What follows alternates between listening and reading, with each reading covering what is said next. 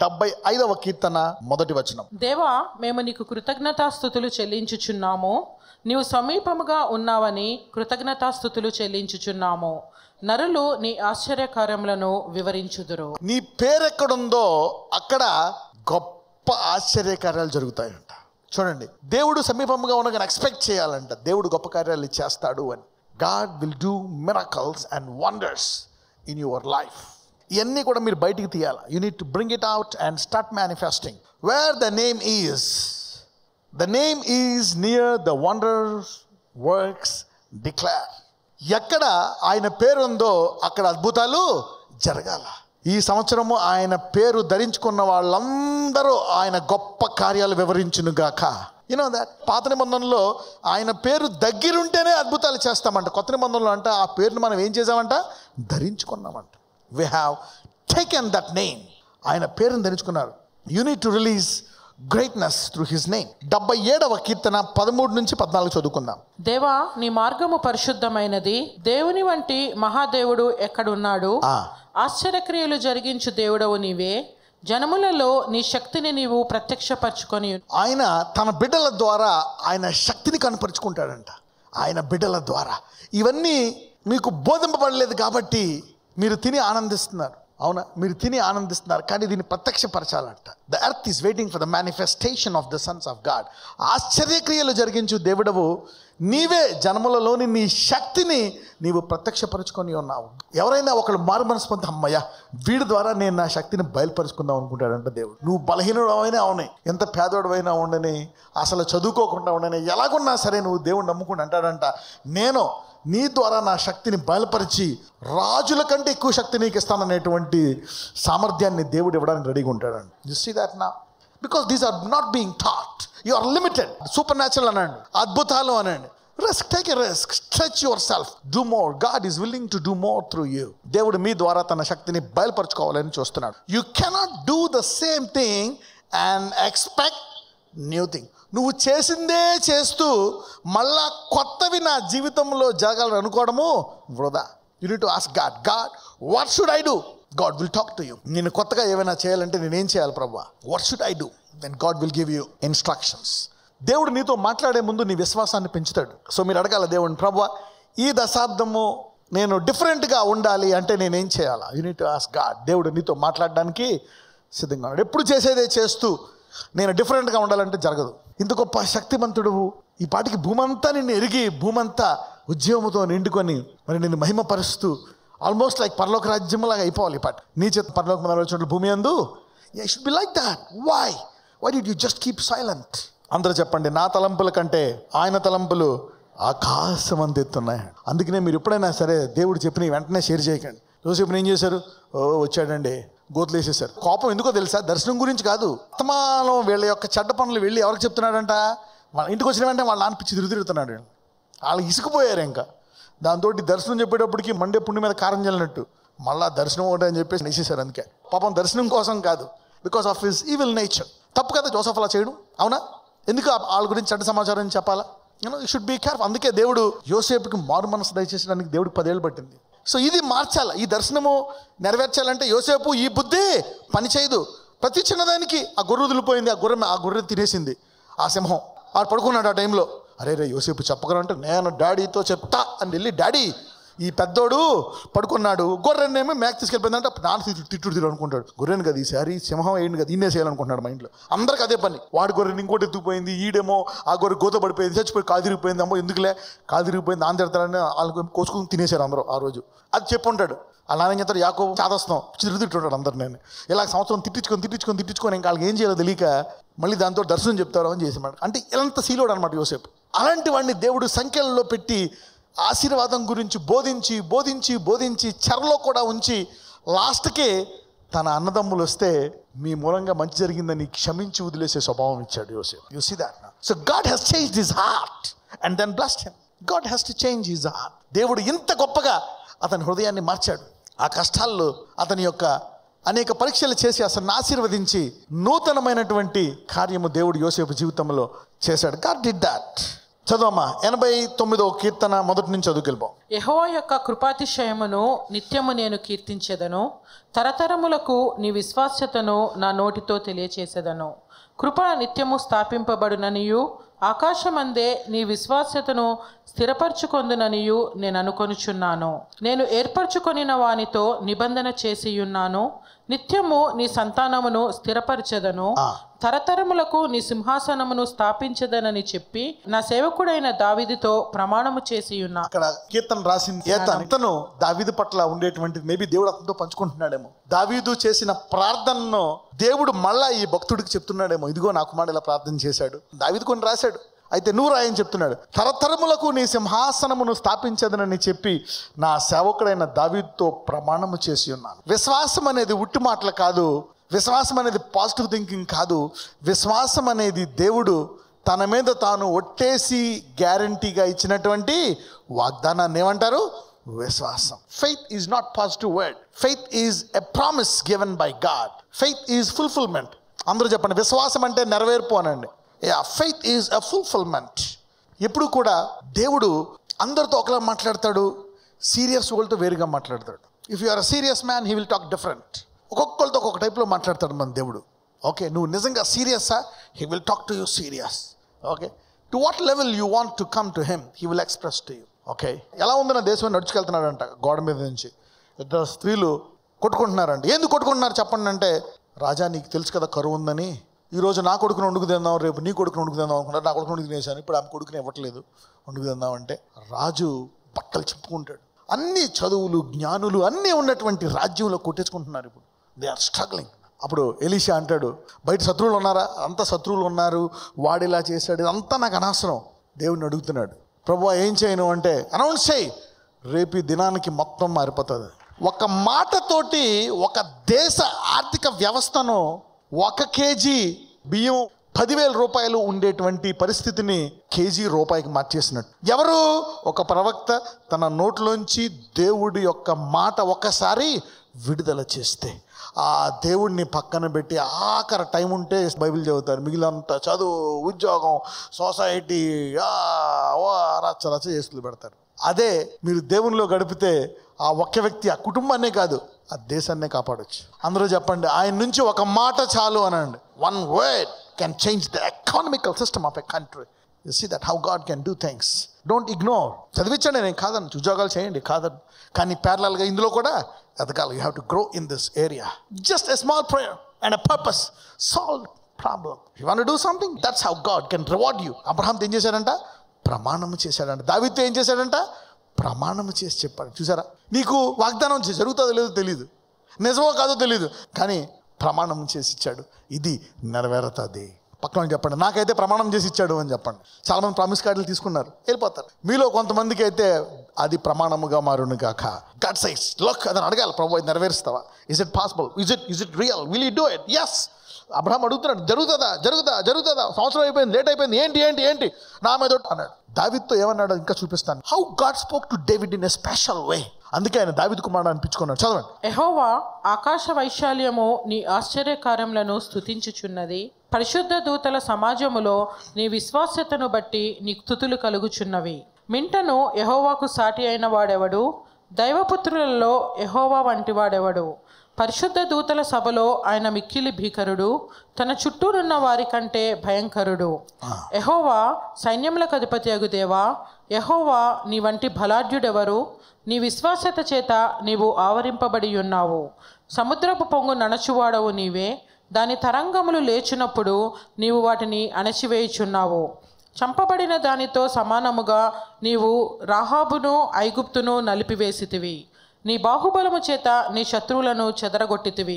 ఆకాశము నీదే, భూమి నీదే, లోకమును దాని పరిపూర్ణతను నీవే స్థాపించితివి. ఉత్తర దక్షిణములను నీవే నిర్మించితివి. తాబోరు, హెర్మోనులు నీ నామమును బట్టి ఉత్సాహధ్వని చేయుచున్నవి. పరాక్రమము గల బాహువు నీకు కలదు. నీ హస్తము బలమైనది, నీ దక్షిణ హస్తము ఉన్నతమైనది. నీతి న్యాయములు నీ సింహాసనమునకు ఆధారములు. కృపాసత్యములు నీ సన్నిధానవర్తులు. శృంగధ్వనుల నెరుగు ప్రజలు ధన్యులు. యెహోవా నీ ముఖకాంతిని చూచి వారు నడుచుకొనుచున్నారు. నీ నామమును బట్టి వారు దినమెల్లా హర్షించుచున్నారు, నీ నీతి చేత హెచ్చింపబడుచున్నారు. Let's talk from here. నీ నీతిని బట్టి వాళ్ళు ఏం చేయబడుతున్నారంట? కొరింథీల్లో ఉంటుంది, మన పాపము ఆయన మీదకి తీసుకొని మనకేమిచ్చాడంట? ఆయన నీతినిచ్చాడంట. He has given his righteousness exchanging for our sin. తీయండి 2 Corinthians 5:21 చూడు. ఎందుకనగా మనం ఆయన యందు దేవుని నీతి అగునట్లు పాపమెరగని ఆయనను మన కోసము పాపముగా చేశాను. పాపమెరగని ఆయనను మన కోసము పాపముగా చేశానంట. ఎందుకంట? మనం ఏమవ్వాలంట? దేవుని నీతి అగునట్లు. సో ఇప్పుడు యేసుని ఎవరైతే అంగీకరించారో నేను పాపి అనకూడదంట. ఒకప్పుడు నువ్వు పాపివే, ఇంకా నువ్వు పాపాలు చేయొచ్చు, కానీ నువ్వు పడిపోయినా నువ్వెవరివే? నీతిమంతుడివే. నీతిమంతుడు 7 మార్లు పడిపోయినా తిరిగి. సో ఈ నీతిని ఎందుకు ఇచ్చాడు? వెళ్ళండి అక్కడికి. స్క్రీన్. నీ నామమును బట్టి వారు దినమెల్లా హర్షించుచున్నారు, నీ నీతి చేత హెచ్చింపబడుచున్నారు. దేవుడు ఎందుకు ఇచ్చాడంటే రక్తము ద్వారా ఈ నీతి నీవు నీ చుట్టుపక్కలుండి వారికంటే అందరికంటే నువ్వు హెచ్చింపడాలంట. అందరికంటే ఆయన బలాఢ్యుడు, అందరికంటే ఆయన భయంకరుడు, నీ చుట్టూ ఉన్న వాడికంటే భయంకరుడు. నీ వంటి వాడు ఎవడు? ఆయన తన నీతిని నీకు ఇచ్చాడంటే అదే డైలాగులు నీకు అయ్యాలి అవి. యసిదాత్మ ఎందుకని 15 వచనాలు ఆయన గురించి ఎలా చెప్పుకుంటూ వెళ్ళిపోయాడు? Why did he tell about God? 15 వచనాలు నీకంటే బలాఢ్యుడు ఎవడో, నీ వంటి వాడు ఎవడని చెప్పిన ఆయన చెప్పి ఎందుకు? ఆయన నీతి అంత గొప్పదండి. ఇప్పుడు ఆయన ఏం చేశాడు? తన నీతి ఎవరికి ఇచ్చాడంట? మనకిచ్చాడంట. అంటే ఈ నీతి చేత నువ్వేమవ్వాలంట? హెచ్చింపబడాలంట. You see that righteousness exalts a nation. This is not just a exaltation. హెచ్చింపు అనండి. రైచియస్నెస్ ఎగ్జాల్ట్స్ అంటే దేవుణ్ణి తెలుసుకున్న వాళ్ళు ప్రతి ఒక్కరు హెచ్చింపబడుతుంటే అందరూ కూడా సక్సెస్ కోసం కొట్టుకుంటారు. అందరూ సక్సెస్ అది బయట మార్కెట్లో ఉందనుకుంటారు. They want to study MBA, they want to study theology, they want to go to America. అన్ని చదివి నేను హెచ్చింపడాలా, నా ఇంట్లో మా అబ్బాయి వచ్చిన స్థానం అందరికంటే స్టార్లా ఉండాలా, సూపర్ స్టార్లా ఉండాలా. కానీ దేవుని యొక్క నీతి అన్నిటికంటే గొప్పగా నేను హెచ్చిస్తుందంట. That's the ultimate. అంటే దాని పర్పస్ తెలియదు, అది బోధింపబడలేదు ఇప్పుడు దాకా మీకు. అందుకే అంటాడు నీకు బోధింపబడిన దాని గురించి నీకు విశ్వాసము రాదు. అయితే నువ్వు పుట్టి ఇప్పుడు 40, 50, 60 సంవత్సరాలు అయిపోయావు, అలాగే ఉన్నావా? ఈ వాక్యం తిన్న తర్వాత నువ్వు హెచ్చింపబడుదువుగాక. ఇప్పుడు తర్వాత నేను నా సేవకుడైన దావీదుని కనుగొని ఉన్నాను, నేను అతన్ని హెచ్చించి ఉన్నాను. I have anointed him and I have lifted him up. You see that? That's the glory. Christ in you, the hope of every glory should be diminished before this mega glory. ఇది బోధింపబడలే, because it was not preached. ఈ రోజు ఈ వాక్యం తిన్న వారు మీకు సరిహద్దులు ఉండవు. You will not have any barriers. You claim it. You will be blessed in uncommon way. చదవమ్మా. వారి బలమునకు అతిశయాస్పదము నీవే, నీ దయచేతనే మా కొమ్ము హెచ్చింపబడుచున్నది. చూడండి, ఆయన కృప అంటే ఏం చేస్తుంది? దయ ఏం చేస్తుందంట? మీ కొమ్ము హెచ్చింపబడుతుందంట. ఈ దేశంలో అందరికంటే హెచ్చింపబడాలంట. That's the glory that God has given, but the church has never claimed it. చదవండి. మా కేడము యెహోవా వశము, మా రాజు ఇశ్రాయేలు పరిశుద్ధ దేవునివాడు. అప్పుడు నీవు దర్శనమున నీ భక్తులతో ఇట్లు సెలవిచ్చి ఉంటివి, నేను ఒక శూరుని సహాయము చేసి ఉన్నాను, ప్రజలలో నుండి ఏర్పరచబడిన యొక్కని నేను హెచ్చించి ఉన్నాను. దేవుడు ఎవరికైనా తోడుగా ఉంటే, ఎవరితోనైనా సహాయం చేస్తే అతను ఏం చేస్తాడంటే హెచ్చింపు అనండి. అందరూ చెప్పండి, యేసయ్య నీ గొప్పతనమును నా జీవితము ద్వారా ఈ సంవత్సరము విడుదల చేయి. నువ్వు చెప్పుకోవాల్సిన పని లేదు ఒకరికి, నేను అలాగా మాకు ఆ ఇల్లు ఉంది, నాకు ఇంత ఉంది, పక్కన చెప్పి డప్ప కొట్టుకోవాల్సిన పని లేదని చెప్పండి. God's glory speaks loudly than your voice. You don't need to talk and tell I got this, I did this. No, ఈ సంవత్సర వాగ్దానాలు ఈ దశాబ్దం అంతా పనిచేస్తాయి. All the decade. So this God's glory is to lift you up. Come on read. నా సేవకుడైన దావీదును నేను కనుగొని ఉన్నాను, నా పరిశుద్ధ తైలముతో అతనిని అభిషేకించి ఉన్నాను, నా చెయ్యి ఎడతెగక అతనికి తోడయ్యుండును, నా బాహుబలము అతని బలపరచును, ఏ శత్రువును అతని మీద జయమునందడు, దోషకారులు అతని బాధపరచరు. You see that now. ఏ శత్రువు అతని మీద జయమునందడు. సాధారణంగా దేవుడు ఏం చేశాడంటే దావీదుకు ముందు ఎవరు పొరపాటు చేసినా బయట నుంచి శత్రువులు వచ్చి వాళ్ళని చంపేసేవారు, ఇబ్బంది పెట్టేవారు, వాళ్ళని వచ్చి బానిసలుగా తీసుకెళ్ళిపోయేవారు. కానీ ఇక్కడ ఏం చెప్పాడు? ఇక్కడ ఏ శత్రువు అతని మీద జయము అంటే ఏ అన్యజనుడు రావడానికి వీల్లేదు. ఇంకెవరు వస్తారు మరి? ఇంక దేవుడు ఏం చేశాడు? నేను ఏం చేయాలా? వీడికి వాగ్దానం ఇచ్చేసాను. అందుకే దేవుడు తన చేసిన దానికి తన ఇంట్లో వాళ్ళనే శత్రువులుగా లేపుతాడు. ఎంతమందికి అర్థమైంది? 2 సంవత్సరాలు అభిషాల్లో తన సొంత కొడుకు తనని ఇబ్బంది కలిగి చేస్తాడు, తన రాజ్యాన్ని తీసేసుకుంటాడు. దావీదుకి ఏం చేయాలో తెలియదు. తండ్రికి రివర్స్ క్యాన్వాసింగ్ చేసి తండ్రి కుర్చీలో కూర్చుంటాడు. తన తండ్రిని హతమార్చాలని యుద్ధం చేస్తూ ఉంటాడు. ఎవరు? అబ్షాలోం. చూసారా? God did it. కానీ ఒక్కళ్ళు కూడా దావీదుని ఓడించలేకపోయారు. తన కొడుకు కూడా ఓడిపోతాడు. కానీ దేవుడు ఈ మాట ఇచ్చాడు, ఏ శత్రువును అతని మీద జయమునందడు, దోషకారులు అతన్ని బాధపరచరు. వీడిలాగా వాడిలా చేశాడు, వీడిలా చేశాడు, ఎవ్వడు నిన్ను బాధపరచలేరు. యు సీ దట్ నా what a promise that God has given you. అందుకే దేవుడు అందరితో కొన్ని మాట్లాడతాడంట. ఆ డైలాగులు నువ్వు you need to exercise that and practice it. Intimacy. ఈ రోజు నుంచి నీకు దేవునితో లోతైన సహవాసము కలుగును గాక. అందుకే దావీదు అంటాడు, నా బోధకుల కంటే ఎక్కువ జ్ఞానం ఉందంట, ప్రవక్తల కంటే నాకు ఎక్కువ జ్ఞానము ఉంది. David was having more intimate relationship. So no threatening, no sentiments and dialogues will work on David. దేవుడు అంట మనకి సిలువ ద్వారా ఏ కృపలను ఇచ్చాడంట? దావీదు కృపలను. తీయన వచనం యెషయాలో ఉంటుంది, ఇంకోటి అపోస్తుల్లో ఉంటుంది. యెషయా 55:3 చెవియొగ్గి నా యొద్దకు రండి, మీరు వినిన యెడల మీరు బ్రతుకుదురు, నేను మీతో నిత్య నిబంధన చేసేదను, దావీదునకు చూపిన శాశ్వత కృపను మీకు చూపుదును చెప్తున్నాడు. వాళ్ళతో పాత నిబంధనలో చెప్తున్నాడు, చూడండి ఇశ్రాయేలులారా, మీరు నన్ను గురించి తక్కువ అర్థం చేసుకోవద్దు, లోతుగా నాకు కొంచెం లోతుగా వెళ్ళండి. మీరు నాకు విధేయతగా ఉండి నాతో సహవాసము చేస్తే నేను దావీదుకి ఇచ్చాను కదా శాశ్వత కృప, అలా చేస్తాను. అంటే వాగ్దానం ఇచ్చాను. ఇంట్లోనే గొడవ పెట్టా, నలగొట్టా, అతన్ని రకరకాలుగా బాధ పెట్టా, కానీ బయట ఒక్క శత్రువు కూడా అతని మీద విజయం పొందలేదు అతని జీవితంలో. See that now intimate relationship. Daveedu కృపలను ఇస్తాడు. అందుకే దేవుడు సిలువ ద్వారా మనకేమిచ్చాడో తెలిసే. చదవండి ఇప్పుడు అపోస్తుల కార్యాలు చదవండి. అపోస్తుల కార్యములు 13 నీవు నా కుమారుడవు, నేను నిన్ను కనియుంటిని అని 2వ కీర్తన యందు వ్రాయబడి ఉన్నది.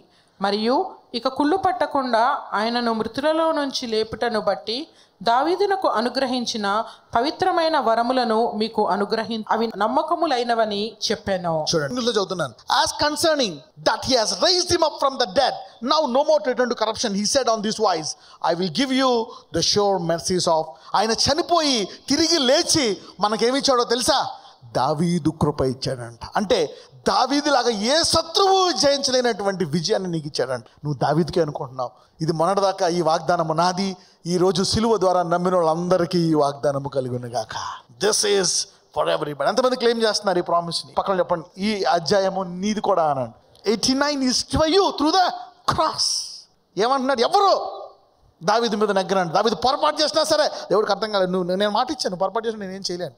ఎంత కాన్ఫిడెన్స్, హెచ్చింపంట. రానున్న రోజుల్లో భూమి మీద విశ్వాస హెచ్చింపడినంత ఎవ్వరు హెచ్చింపడలేరు. Somebody say Christ in me the hope of glory. Yeah, amen. Bring it out. అందరూ చెప్పండి, ఈ సిలువ ద్వారా దావీదు కృపలు నేను కూడా పొందుకుంటున్నాను. దేవుడు కొత్త నిబంధనలో పాత నిబంధనలో డైలాగ్ వేస్తున్నాడు. కొత్త నిబంధనలో సిలువ ద్వారా ఏమి ఇచ్చాడంట? దావీదు కృపలు. అంటే ఈ అధ్యాయంలో దావీదుకి ఇచ్చినటువంటి వాగ్దానం అన్ని నువ్వు క్లెయిమ్ చేసుకోవచ్చు. పఫ్స్ ఇచ్చారనుకో నెరవేరుతుందా? నాకు అంత సీన్ లేదు అని మనకి డౌట్ వస్తుంది. ఎంతమందికి ఉంటుంది అలాగా? ఈ వాగ్దానాలు దావీదులాగా నేను సీరియస్గా ఇచ్చినట్లు నేను నీ జీవితంలో నెరవేరుస్తాను. అంటే నీ బలహీనత కూడా నీ ఆశీర్వాదాన్ని ఆపలేవు. This is very strong statement. Those who can hear can receive it. అనేకులు బలహీనతల్లో కొట్టుకుపోతారు, అవి నెరవేరవు. కానీ దావీదు కృపల్లో వాగ్దానము నెరవేరాల్సిందే. అందరూ అనుకుంటారు అయిపోతాడు. అవ్వవో. డేవిడ్ అలాగే అయిపోతాడు అనుకుంటారు, అవ్వడు. దావీదు ఘనంగా ముగించినట్లు ఈ కృప పొందిన వాడు ఘనముగా ముగించి తీరతాడు. Take your doubt to God. నీ అవిశ్వాసాన్ని, నీ బాధని, నీ పాపాన్ని, బలహీనతను తీసుకెళ్ళి, ప్రభు ఇది నా పరిస్థితి, ఏం చేయమంటావు? దావీదుకి ఇచ్చిన కృపిస్తాను అంటున్నాడు. You see that? టేక్ పక్కన చెప్పండి, నీ వేదనని, బాధని, అవిశ్వాసాన్ని దేవుడి దగ్గరికే తీసుకెళ్ళు అండి. Take your pain, your problem, your sickness, your disease, your inferiority, whatever you have, take it to God and put it back there. Okay, చదవండి. అతని ఎదుట నిలవకుండా అతని విరోధులను నేను పడగొట్టేదను, అతని మీద పగబట్టు వారిని మొత్తెదను. పక్కన చెప్పు, నా మీద పగబెట్టుకోకని చెప్పండి. దేవుడు చెప్తున్నాడు అన్నమాట, దావీదు నీవు అనుకు వచ్చేయడం సీన్ లేదు, నీ పగబెట్టుకుంటే అయిపోతాడు అంటున్నాడు ఆవిడ మీద. Okay, come on read. నా విశ్వాసతయు నా కృపయు అతనికి తోడయ్యుండును, నా నామమును బట్టి అతని కొమ్ము హెచ్చింపు అనండి. God will lift you up. అందరూ చెప్పండి, యేసయ్య నామము నీవు ధరించుకుంటే నీ పేరు గొప్పగా అవుతుంది అనండి. అబ్రహాంతో అన్నాడు, అబ్రహామా నేను ఆశీర్వదిస్తాను, నీ పేరును గొప్ప చేస్తాను. Every time God talks to you, he releases greatness into your name. గొప్పతనము నీ నుంచి వచ్చునుగాక. This is the revolution. ఎప్పుడూ జరగాల్సింది, ఆలస్యం అయిపోయింది. So God's telling, I will bring out greatness from your name. I'll make your name great. You will not be an ordinary person. చదవమ్మా. నేను సముద్రము మీద అతని చేతిని, నదుల మీద అతని కుడి చేతిని ఉంచెదను. ఎక్స్పాన్షన్, సరిహద్దులు విశాలపరచుతానండి. నదులంటే రాష్ట్రాలు, సముద్రాలంటే దేశాలు. You will have influence over states and nations. దావీదు అంటున్నాడు, దావీదు నీవు ఇక్కడే ఉండవు, ఇజ్రాయెల్ కాదు, ఇజ్రాయెల్ నుంచి హద్దులు దాటి నదులు దేశాలు దాటి వెళ్తుంది నీ ఖ్యాతి అని. David's grace is not cheap, it's powerful. అందరూ చెప్పండి, దావీదు కృపను నా జీవితంలో నెరవేరును గాక. Come on read. నీవు నా తండ్రివి, నా దేవుడవు, నా రక్షణ దుర్గము అని అతడు నాకు మొరపెట్టును. కావున నేను అతని నా అంటే ఏంటి? దావీదు కృప పొందిన వాళ్ళు ప్రార్థనా పరులంట. ఏంటంట? వాళ్ళకు ఉండే బుద్ధి ఏంటంట? ప్రార్థనా పరులు. Only prayer people can receive the mercies of God. David is a prayer man. ఈ సంవత్సరం నీకు ఘనముగా కృతజ్ఞత చెప్పేటంత కార్యము నీ జీవితంలో జరుగును గాక. చూద్దాం. కావున నేను అతని నా జ్యేష్ఠ కుమారుని గాను చేయుదును, భూరాజులలో అత్యున్నతినిగా. అంటే ఏంటి? రాజు కేడర్ కంటే 2 అంగుళాలు ఎక్కువే ఉండాలి. Let's go to 28. నా కృప నిత్యము అతనికి తోడుగా ఉండచేసేదను, నా నిబంధన అతనితో స్థిరముగా ఉండును, శాశ్వత కాలము వరకు అతని సంతానమును. జనాలు ఏం చేస్తారు తెలుసా? ఇది ఒక్కటే వాగ్దానంగా తీసుకుంటారు. నా కృప నిత్యము అతనికి తోడుగా ఉండజేసేదను, నా నిబంధన అతనితో స్థిరముగా. శరీరము కుళ్ళు కుసించినను యేసు చాలును. నీతో నువ్వు ఒక్కడే వెళ్తావు పరలోకానికి. అదే దావీదులోకి వెళ్తే నీతో పాటు దేశం వస్తుంది పరలోకానికి. ఓకే, నా కృప నిత్యము అతనికి తోడుగా ఉండజేసేదను, నా నిబంధన అతనికి స్థిరం. అంటే ఈ ముందు వెనకాల ఉండేటువంటి మర్మము తెలియకపోతే ఈ వాగ్దానంలో మజా ఏముంటుంది? Out of the context there is nothing in this words. చదవండి. శాశ్వత కాలము వరకు అతని సంతానమును, ఆకాశము ఉన్నంత వరకు అతని సింహాసనమును నేను నిలిపెదను. ఇప్పుడు అదే సింహాసనం మీద ఎవరు కూర్చున్నారు? యేసయ్య. చదవమ్మా. అతని కుమారులు నా ధర్మశాస్త్రము విడిచి నా న్యాయవిధులను ఆచరింపని ఎడల, వారు నా కట్టడలను అపవిత్రపరిచి నా ఆజ్ఞలను గైకొనని ఎడల, నేను వారి తిరుగుబాటునకు దండముతోనూ వారి దోషమునకు దెబ్బలతోనూ వారిని శిక్షించెదను. కానీ నా కృపను అతనికి బొత్తిగా ఎడమ చేయను, అబద్ధికుడనై నా విశ్వాస్యతను విడువను. చూడండి, సౌలు బలి ఇచ్చినందుకు ఏం చేస్తాడు దేవుడు? అతని రాజ్యాన్ని పీకేస్తాడు, అతని పిల్లలందరూ చచ్చిపోతారు. సౌలు కొడుకు ఒకడన్నా మిగులుతాడా? ఒకడే వాడు మిగులుతాడు, మెఫీబోషెతు. పరిపాలించగలడా? లేదు, అయిపోయింది, ఫినిష్. వీళ్ళందరూ చచ్చిపోతారు. Only one is left. ఎవరికి లేదు కృప. సౌలు చేసిన పొరపాటు ఏంటి? కొన్ని మేకలను పక్కన పెట్టుకుంటాడు, కొన్ని స్త్రీలని పిల్లల్ని పాపం ఆడవాళ్ళుగా ఎందుకు చంపడం పక్కన పెడతాడు, ఏదైనా పనికొస్తారులే అని. కొన్ని గొర్రెల్ని సమూయేలు కంటే ముందు తనేస్తాడు బలి. అంతే. ఈ 2 ఆటలను బట్టి దేవుడు సౌలుని తీసేస్తాడు. కానీ ఇక్కడ అలా కాదు. సొలొమోను అన్యజనుల రాణులందరినీ ఖాతాలో వేసేసుకోగా మనస్సు రివర్స్ మారు మనస్సు జరిగిపోయింది. దేవుడు అతన్ని అయినా మారు మనసు కలిగజేసి ఆఖరి కాలంలో అతన్ని పరలోకానికి తీసుకెళ్ళిపోయాడు దేవుడు సొలొమోను. ఇప్పుడు సొలొమోను ఎక్కడ ఉన్నాడో తెలుసా? పరలోకంలో ఉన్నాడు. లాస్ట్కి ఇష్టం వచ్చినట్టు జీవించినటువంటి సొలొమోను తుదకు అతను రాసిన డైలాగ్ ఏంటో చూద్దాం. చదవండి. ఇదంతయు వినిన తరువాత తేలిన ఫలితార్థం ఇదే: దేవుని యందు భయభక్తులు కలిగియుండి ఆయన కట్టడలను అనుసరించి నడుచుచూ ఉండవలెను. మానవ కోటికి ఇదియే విధి. గూఢమైన ప్రతి అంశమును గూర్చి దేవుడు విమర్శ చేయునప్పుడు ఆయన ప్రతిక్రియను అది మంచిదే కానీ చెడ్డదే కానీ తీర్పులోనికి తెచ్చును. అంటే లాస్ట్కే కనువిప్పు కలిగి సొలొమోను ఏమనుకున్నాడు? ఈ దేవుడు యొక్క ఆజ్ఞలు పాటించడమే కరెక్ట్. ఈ డబ్బు వైభవం అన్నీ ఇచ్చినా కానీ ఆ స్త్రీలు ఆటలో కొట్టుకుపోకుండా తుదకు ఎన్ని ఉన్నా ఆయన ఆజ్ఞలను పట్టుకొని ఆయన సన్నిధిలో ఉండడమే మంచిది అని మారు మనసుతో ఈ భూలోకాన్ని విడిచిపెట్టాడు. ఎవరు? సొలొమోను. అందుకే ఎవరి పిల్లలైనా తిట్టుకోండి, కానీ దావీదు పిల్లలు వెరైటీ అయినా సరే వాళ్ళని వెనక they are different promised people. సౌలు పిల్లలందరూ చనిపోయారు నువ్వు పాపం చేసినందుకు. ఇక్కడ సొలొమోను లాస్ట్ మార్పులు చేసి సొలొమోను రాజ్యం పీకేశాడా దేవుడు? నో. 40 సంవత్సరాలు కూర్చోబెట్టాడు. మధ్యలోనే మారిపోయాడు సొలొమోను. నీ కొడుకు ఎటువంటోడైనా దేవుడు అతన్ని సరిచేస్తాడు. ఈ రోజు తర్వాత దావీదు కృపలు పొందుకున్న తర్వాత your children will be blessed because of this promise. ఈ ఒక్క వాక్యం చాలు మీ జీవితాలు మారిపోవడానికి. చదవమ్మా. 89వ కీర్తన 34వ వచనం. నా నిబంధనను నేను రద్దుపరచను, నా పెదవుల గుండా బయలువెళ్ళిన మాటను మార్చను. అతని సంతానము శాశ్వతముగా ఉండుననియు అతని సింహాసనము.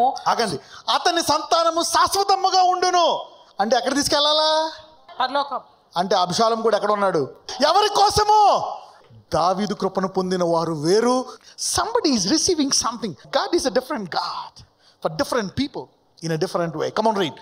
అతని సంతానము శాశ్వతముగా ఉండుననియు అతని సింహాసనము సూర్యుడున్నంత కాలము నా సన్నిధిని ఉండుననియు చంద్రుడున్నంత కాలము అది నిలుచుననియు మింట నుండి సాక్షి నమ్మకముగా ఉన్నట్లు అది స్థిరపరచబడిననియు నా పరిశుద్ధ తోడని. ఇంకా లాస్ట్కి అబ్రహాంతో ఏమన్నాడో తెలుసా?